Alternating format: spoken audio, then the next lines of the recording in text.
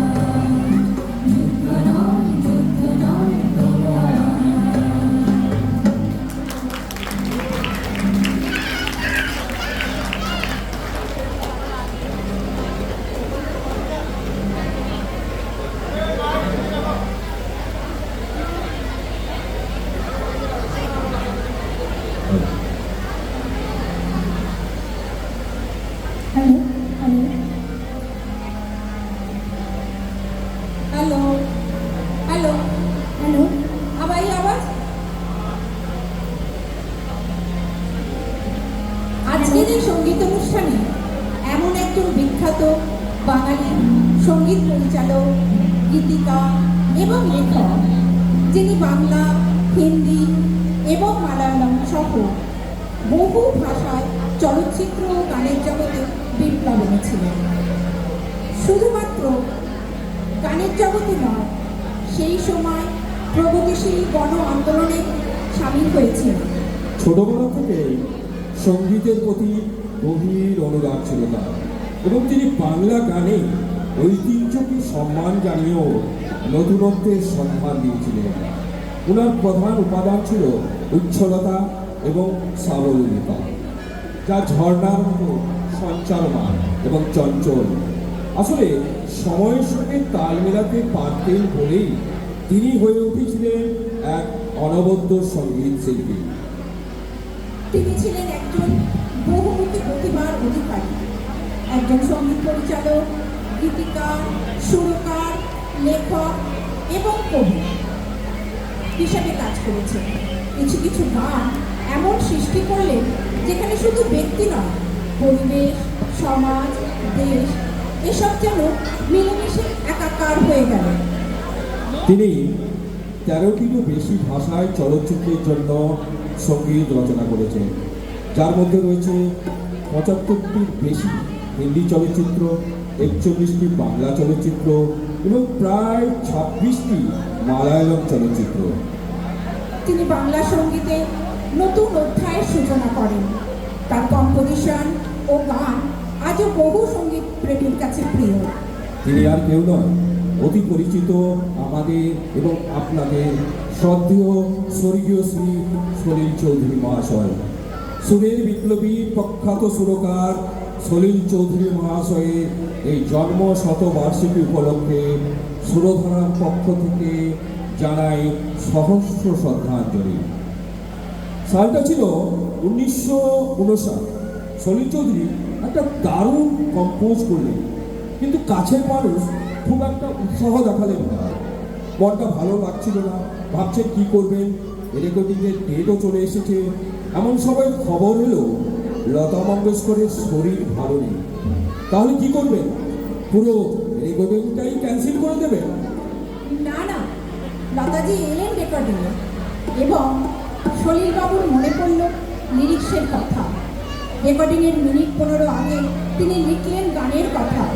লতাজি রেকর্ডিংয়ে গানটি গাইলেন, বাকিটা তো ইতিহাস হয়ে রইল। দাদা মোদি শুধু তাই নয়, লতা মঙ্গেশকর ও সলিল চৌধুরীর সুরে প্রথম এই গানটি গাইলেন।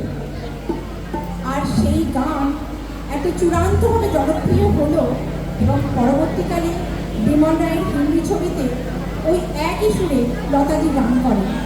এত মেলোডি গান প্রতিটি বাঙালির হৃদয়ে আজও গেঁথে আছে, যা এখন আপনাদের সামনে শোনাবে ডক্টর মিতু।